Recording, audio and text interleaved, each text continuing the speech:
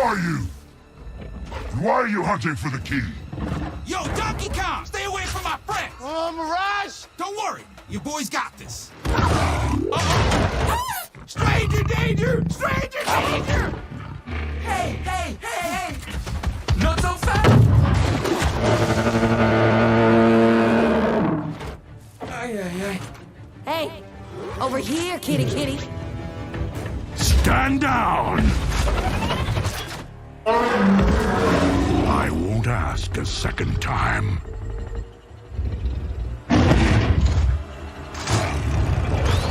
We interrupt this program to bring you...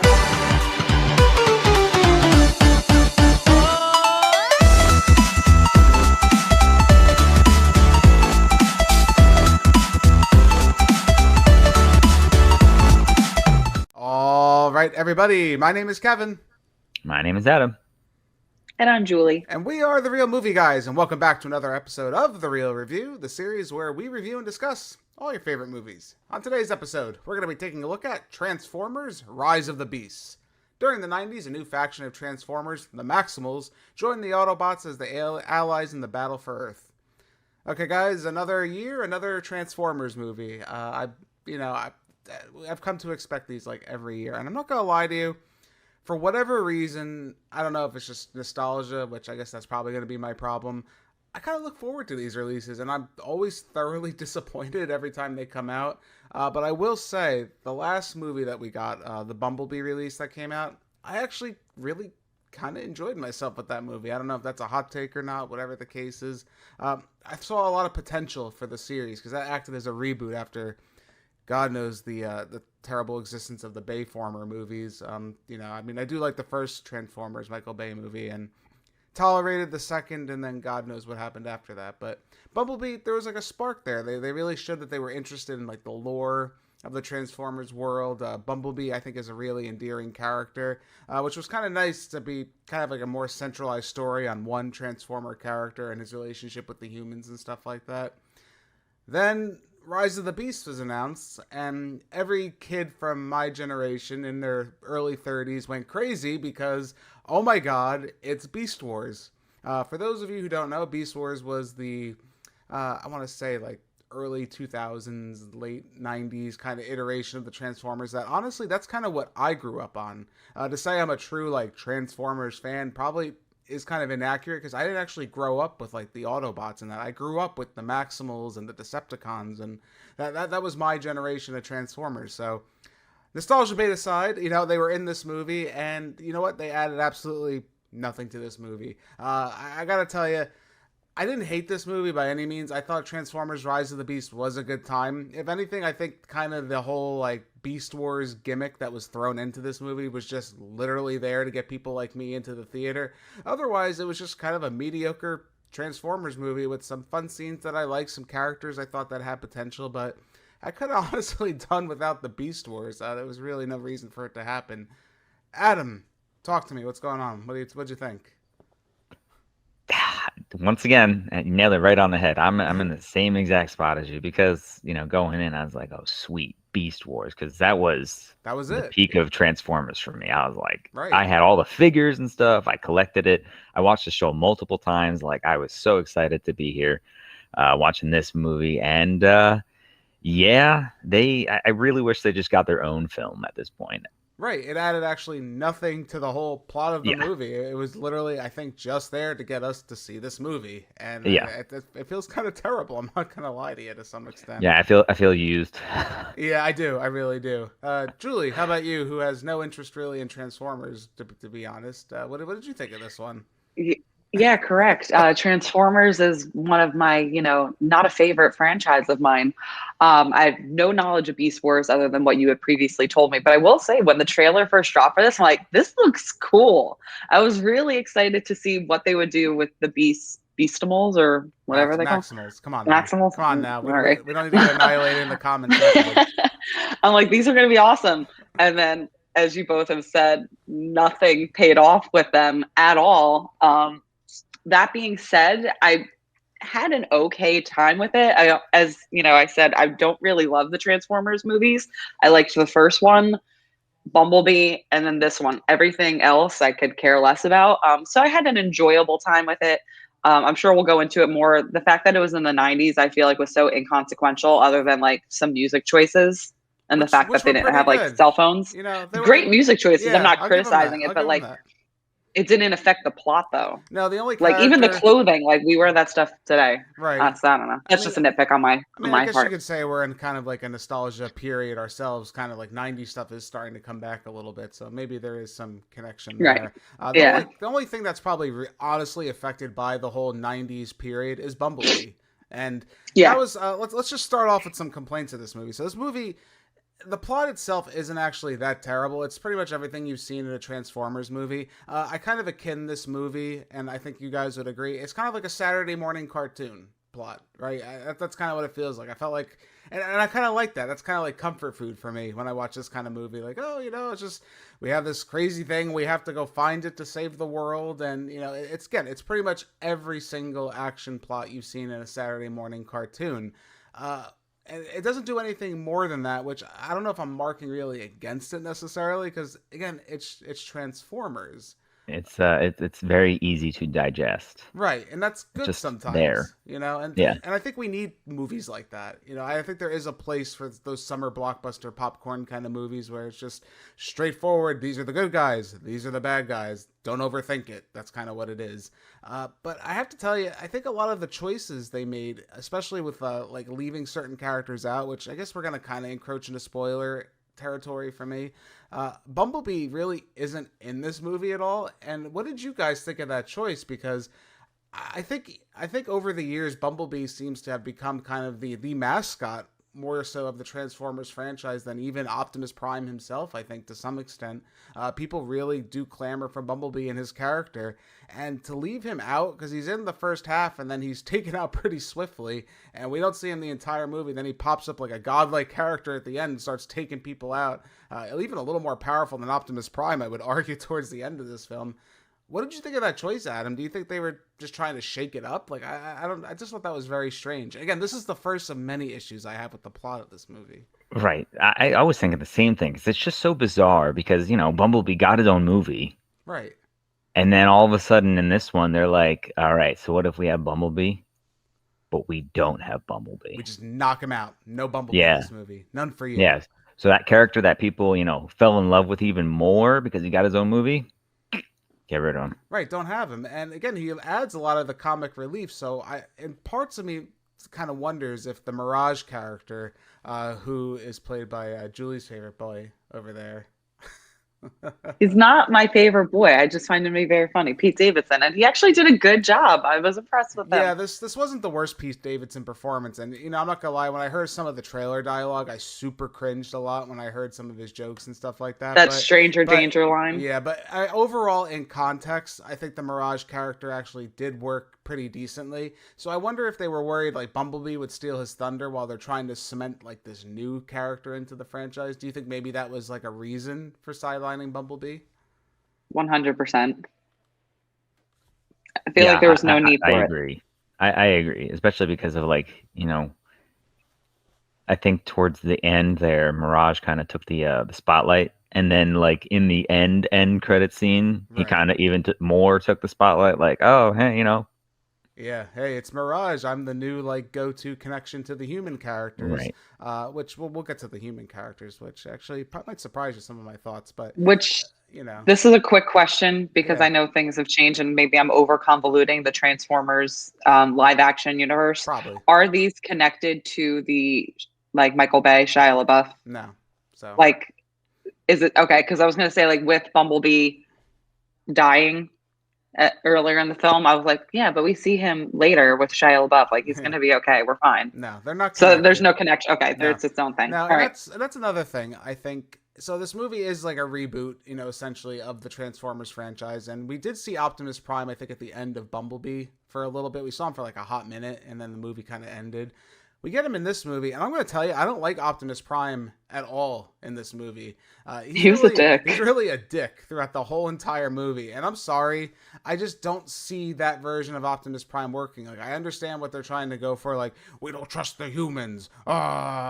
we're the Autobots. We have to save. We have to do what we got to do for ourselves. But I just didn't like that plot line for Optimus Prime. When I see him as a leader, I don't see that side of the character. And for me personally, as a fan, and even just someone going into this, I don't think I would have. I didn't really enjoy it, and I don't think anybody else would have enjoyed that. That's not what I want from Optimus Prime.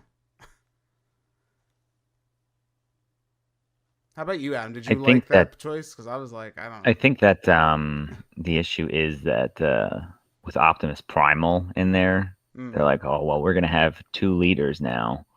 You got to have, Optimus Primal. Maybe he'll become the new, like, fan favorite, too, and, his crew. Right. So maybe let's try and maybe balance things out. Right. Who knows? I was thinking the same thing, especially because, like, in my mind, I thought Optimus Primal was going to be more like, we hide from the humans and they're like scum, but like it turns out that he was working with humans the whole time. So like he was the one to be like to Optimus, yeah, they're not so bad. It's okay to like rely on them. So I feel like they tried to do that little So subvert. Yeah, well, I want to talk about that. I guess we might as well just talk about it now since we're bringing it up. So the Beast Wars, the Maximals are in this movie. They kind of start off the movie on kind of a strong point, I guess. I was kind of excited with what they were doing. This Beast Wars were invaded, and Unicron's here. They throw a lot of Transformers stuff at you, and I don't know how well that works because there's literally no context for anything that's happening. The Beast Wars are really just there to kind of fuel the plot of the magic thing we have to find to stop Unicron from eating our planet. And the Unicron's this giant transformer that eats a planet. He has his own savior, Scourge, I believe it is, voiced masterfully by Peter Dinklage. That's impressive. He is like the main like the Silver Surfer to the one's Galactus, if you will. That's a good reference. I know you guys enjoyed that. That's essentially what this movie really is. But the Beast Wars, honestly, Optimus Primal is a fantastic character, voiced by one of my favorites, Ron Perlman. Again, I have no issues with the Beast Wars, but they add nothing to the story. And the only character besides Optimus Primal that's even, I don't even want to say he's given any kind of like character really whatsoever. Air Razor's just a nice bird lady who breathes fire. That's really how she's characterized. Cheetor's in the movie. Rhinox, I don't think, has any dialogue whatsoever in the movie. I literally think he's just there. So if you are a fan of these Beast War characters, you're going to be really let down. There's just no other way around it. And then I think even worse than that is the fact that they literally don't explain anything. There's a really quick piece of dialogue. It's like, well, we're your future Transformers. We got transformed from your past to your future. No one's going to explain what the hell you're saying. You literally didn't explain a goddamn thing with what you just said. And you're so damn inconsequential to this movie. If they weren't there, nothing would have changed whatsoever besides them just having the little piece of the magic fragments that connect together to, save and stop Unicron there. Actually, they bring Unicron there, then they have to stop Unicron because, that's how this movie has to go. Adam, I just think it's a waste of time overall with them being here. They should have just kept it a straightforward Transformers movie, and then, like you kind of said earlier, save Beast Wars for another time. They shouldn't have been together. They could have teased them at the end, and they could have given them. Then they should have set up their backstory. Give me a Beast Wars, couple film saga, and then they could have, brought them into another film, where they meet up at some point. But throwing it all into this film, it just feels like a mess sometimes. It is a mess. It's just pure nostalgia bait. That's exactly, if you want to see what that is, because I know people always ask for examples of nostalgia bait in movies. I think this is really where it works best, because you can even tell with the way this movie's written. It's written from fans of the Generation 1 Transformers, of the fans of Optimus Prime and Bumblebee, even towards the end where we get the human characters, which I will say in this movie, I don't know about you guys, I wasn't really annoyed with anyone. I thought Anthony Ramos, who played Noah, I thought he was actually kind of an intriguing character, and that's kind of carrying over from Bumblebee, where we're getting stronger human characters in these movies. And not even that, I think they're starting to realize that the Transformers are what we're here for, so we're getting less of their scenes. And if there are scenes, they kind of do blend well. The only character I really didn't like was the girl. I think her name was Elena. She was kind of again, another inconsequential character, kind of like the Beast Wars. She was just kind of there to be like, I can translate hieroglyphics, and I know where we have to go next on the map. Other than that, she really had like no character whatsoever. It was really Noah and Mirage's story, kind of like they mirrored a little bit, like I said, in Bumblebee with I can't remember a girl's name. The girl in that movie, and then also like Shia LaBeouf with Bumblebee in the original. Again, there's like a mirrored story there, which I think is really endearing, and that's when the human characters work strongest. So I guess we'll jump into a little bit of spoilers too, and I want to get your guys' thoughts on that. What do you think of humans and Transformers combining? Adam, were you super surprised by that?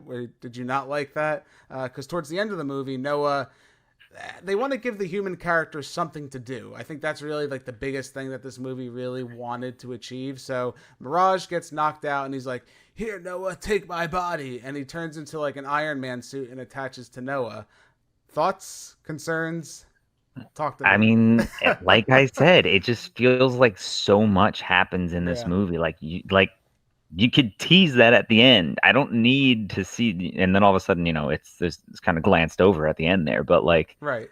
I don't know. It just kind of happens. Like, there's no setup. Like, how does this actually happen? Is this actually a thing? Like, is he dead? Is he alive? Like, what's going on with that? Yeah, I don't know. It's just, I just feel like there's just so much, and it's just kind of random that I was not expecting.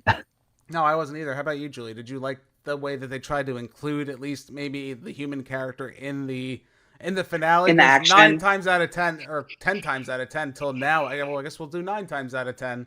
It's always just the Transformers save the day, but now the humans actually were like fighting the robots. Like he decked Scourge there. That's kind of interesting. I'm surprised he did that. I mean, it looked cool. Arguably. To an extent, arguably, I think that's why they did it. Storyline wise, do I like it? Not really, I guess. But I mean, you bring up a good point. Like, it's putting the human in the action of things. I don't know. It was just fine. Like Adam said, I think it was just another plot point in a very cluttered story where they're already trying to cover so much ground. I feel like maybe it would have been cool. Yeah, even at the end, I'm sure you'll get to it, like that post-credit scene. Maybe if it was integrated at that point, it would have had a better payoff. Yeah, I think it could have been done a lot better. There is Transformers lore where the humans are like given like kind of like suits to help the Transformers. That is actually like a legitimate thing. I did look into it because I was kind of just concerned, with what the hell was going on here. It is a thing, for sure. And regardless if it was lore or not, I don't think it's a terrible idea to just try and include, the character in the finale of the movie, give them a little more urgency to the plot than just being the person that sneaks around in the air ducts and does like things that are specifically only that humans can do. Because, it's a plot contrivance we've dealt with for years with these type of movies. And it's a nice change of pace, I have to say. And that being said, the CGI really isn't that great in the movie. But, all the Transformers, everything do look good. The finale of this movie literally is the blandest setting I've ever seen in my entire life, which I think was really just done because they couldn't, I don't know if they couldn't afford it or they didn't want to spend the money to animate something a little more exciting. We're in a giant dirt ball and there's a giant laser beam in the sky. That's the blandest setting that I think they've come up with in a movie, and even past movies where they've always had like interesting forest settings or even cityscapes. That's what you could come up with this movie. That was really disappointing. I think I really wanted something more out of the setting. But let's talk about the finale, because I think maybe I would argue that was the most interesting thing out of this entire movie, and I did not know about it whatsoever going into this movie, and was thoroughly surprised. So spoiler alert, if you don't want to know about this, check out the movie before finishing up the review, then come back and join with us for this. At the end of the movie, Noah Diaz there is, he gets like his money for his brother's health care, and that's a whole nother side plot, which is fine. Again, not terrible, just not really something worth talking about. At the end of the movie, he's asked to join like the elite. You got to join this elite agency, and then we end up he's given a card by the G.I. Joes, the G.I. Joe agency, which is leading to the big anticipated crossover a lot of fans have been looking forward to. What do you think, Adam? Did that give you a little bit of excitement? Because for me, actually, I got excited. I know the G.I. Joes have a hit or miss history with their cinematic universes, mostly miss if we're going to be honest. But their comic book counterparts, which is some stuff I am a little bit familiar with, I got a little bit excited. Not gonna lie, I see Cobra clash with the Autobots. That's kind of exciting to me. I'm intrigued. Mm-hmm. I will, I'm going to hold my expectations for now. For sure, every Transformers movie needs to have held expectations. Yeah, I don't know. It's just at this point, once again, throw it on top. Give me some more to, what's going to happen? Are they going to introduce another Hasbro toy in that movie too? Oh yeah. Like, I don't know at this point. I don't know. I'm cautiously optimistic again. Yeah. How about you, Julie? Was that something that you were expecting? Because I know when we were sitting there, I'm like, oh my God, is that G.I. Joe? I was like really surprised. I 100% thought that John Turturro from the original Transformers movies was going to be behind that wall. And like, listen, son, you gotta join. Like, I thought it was gonna be that organization. I was hoping it was gonna be, actually. I loved him. I wasn't expecting the G.I. Joe connection at all. I didn't know they had a past, crossover, but it's interesting. Like you said, I don't think they had a good movie, the G.I. Joe live action? I can't say that they have, honestly. So right. I did watch. Maybe this is their chance. Yeah, I watched Snake Eyes, and besides like 1 or 2 action scenes that were interesting, the rest of that movie was absolutely god awful, and I don't recommend it to anybody. Yeah, I'm intrigued. I think G.I. Joe fans have been wanting this for a long time. Transformers fans as well, I think, have been wanting this. So this might be a really good crossover to kind of like maybe pump some new life and new urgency into the Transformers universe. Besides, here's my little kid sidekick that's going to help me save the world. I've seen that before, and this movie, it's funny. This movie, I felt really just went back on everything that I think Bumblebee excelled at. Because I would argue Bumblebee is as good as maybe the original Transformers movies in a lot of ways. It wasn't a super overcomplicated plot. It wasn't like the end of the world stylings. It was just, a smaller story. And I did like that smaller scale as for this kind of movie. It felt a little bit different and a little bit more interesting. But this just feels like we're going back to the Michael Bay well. And I'm a little bit nervous, to see what comes up. But that all being said, let's put a big number on this one, guys. I'm going to give Transformers Rise of the Beasts a 6 out of 10.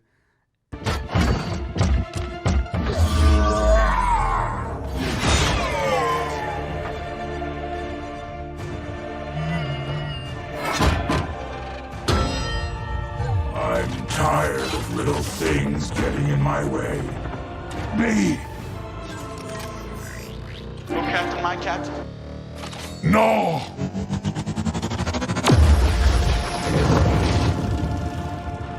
If you're a Transformers fan, I think you'll have an interesting time. If you're a Beast Wars fan, you're going to be super disappointed. I don't know what else to tell you. Optimus Primal looks cool when they transform and they go, Autobots, maximize. You're going to have a good, Maximals maximize. You're going to have a good time. The transforming looks cool. I think those are some of the better scenes. The action scenes are pretty interesting, I think, for the most part. The human characters aren't totally annoying, but really there's just no point to this movie existing. This is really just nostalgia bait at its finest from our friends here at Paramount. So we'll see what comes up in the future. I am curious with the G.I. Joe crossover being a thing, but who knows if it'll even happen. We got writer strikes and everything around the corner, so it could be a very long time before we see anything Transformers related. Adam, how about you? What do you think on this one? I'm going to give Transformers Rise of the Beasts a 6.5 out of 10. Rhinox! Cheetor! Maximize!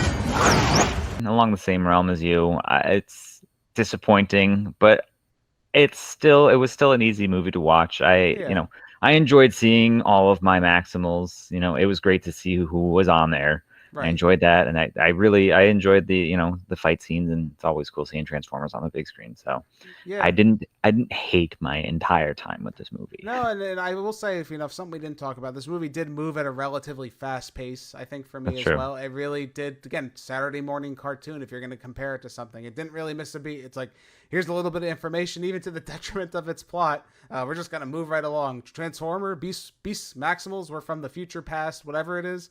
Don't worry about it. Just keep going. Just keep going. I got to appreciate that a little bit. Sometimes for a 2-hour and 7-minute movie, it sure as hell didn't waste my time with that. So I'll give it that, if anything else.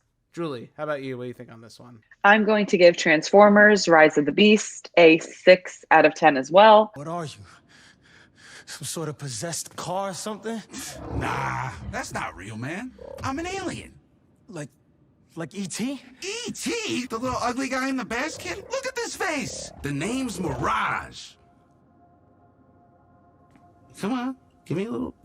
Give me a little tap. There you go. Now we're friends. You know, it was an enjoyable, fine time. Wasn't overtly offensive. You know, would I watch it again? Probably not, but I didn't absolutely hate my time either. It kept a quick pace. Seeing the Transformers and the Maximals was really fun. The human characters were, interesting enough.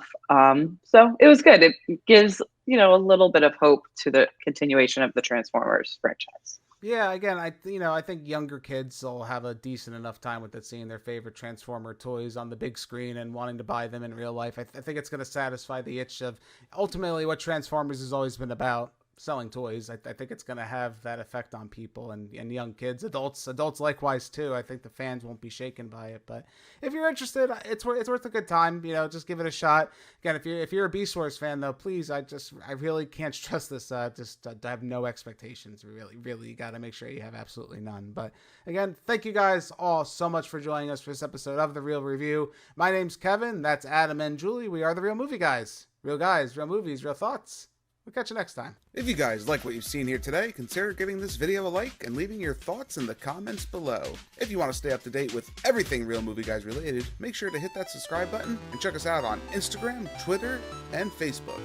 And don't forget, all you audio listeners at home, we are available on many podcasting platforms. Just search The Real Movie Guys, you should pop right up. Thank you again all so much for joining us on this episode of The Real Review. We are The Real Movie Guys.